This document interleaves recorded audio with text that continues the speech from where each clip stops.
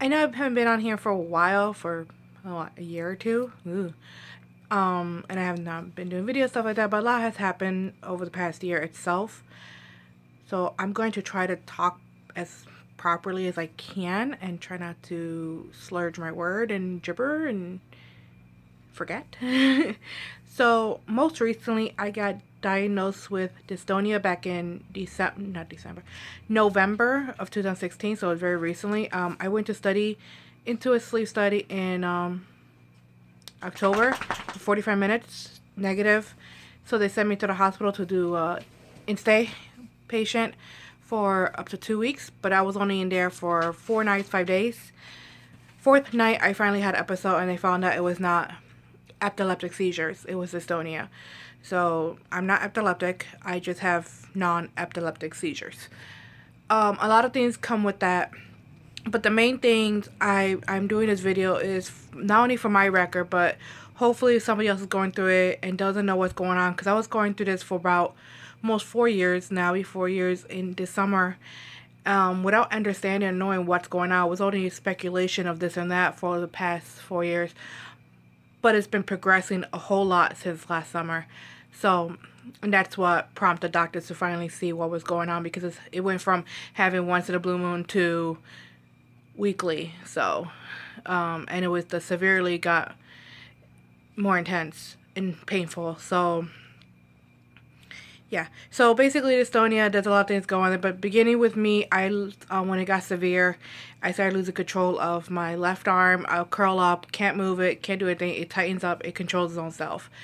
I'll be shaky, can't talk, all that jazz. And then it just started progressing to the rest of my body. Now that could happen. My right arm would flare, my left arm would flare every day too. My hand, my wrist, everything. My whole body would tense up sometimes. And sometimes just one or the other or everything. It varies. It's not a particular pinpoint where it affects. Now it's just throughout my whole entire body. Lately, mostly what happens, my legs go completely jelly where I can't support myself. For the most part, when my body's about to tense up and I get the tremors and the uncontrollable muscle spasm, I get warnings. But when my leg's about to get jelly, the only warning I really get is the fact that it's getting weaker. That's it. And then it happens. But when I have the tremor or just lose control of muscles, my body starts to feel like it's electric shock. It overheats. I just feel weird, like I'm about to faint, and then it happens. Now, this all started back in 2013, right after my vertical sleeve gastrectomy. And at first, it was just like, oh, your body's under stress because you lost so much weight. It happened like within 6 weeks, I think, 6 to 8 weeks after my surgery. The first time when I had a fainting spell, and then it just happened throughout the whole summer that year. So it's from that summer, it kind of died down a lot. But back then, all I had was a couple of fainting spells here and there, the tremors, and that's it. And I did get the electric feeling, and that I was about to pass out, stuff like that. I did get all that. Talking is very difficult. Sorry. But then it started dying down. Then I was just having once in a blue moon, a fainting spell here, episode here, yada yada yada. But then last year it started progressing, and when summer came about, it just became more frequently and more advanced. It went beyond just shaking. It went beyond just fainting. I only fainted when I was in really bad condition, like a migraine or something like that, when my body was under severe stress and I couldn't take it anymore.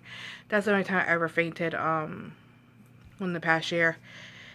This year, I don't think I fainted yet this year, but in the past several months, I did faint a couple times, but I fainted in the kitchen. Did I faint in the kitchen? No, I fainted in the bedroom, and I don't remember that one. I don't. My boyfriend was here. He videoed, recorded it, and my reaction to my body and everything. I don't remember anything. I fell asleep afterwards.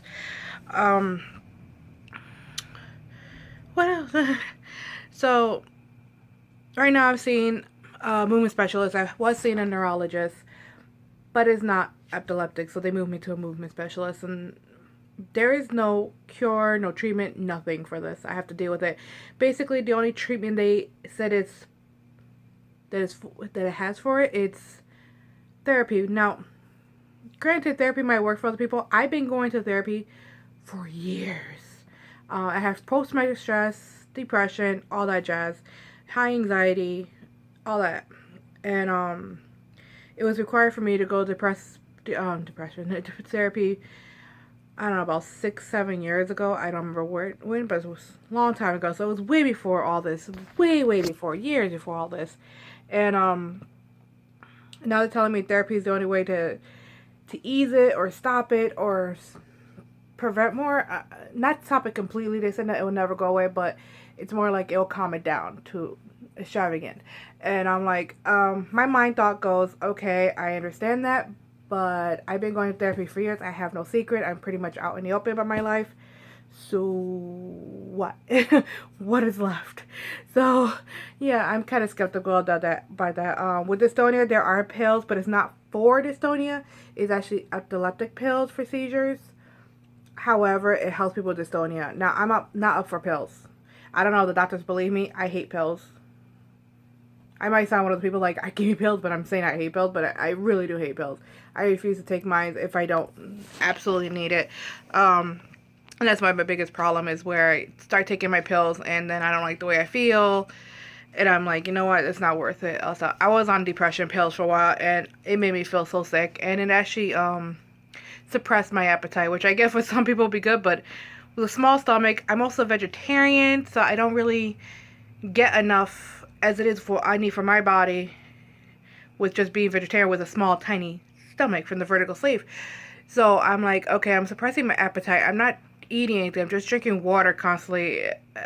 This is not good. And I was sleeping a lot. I was sleeping for months. Literally just get up for what I need to do. I barely left the house unless I was dragged or I have really had to leave for a doctor's appointment.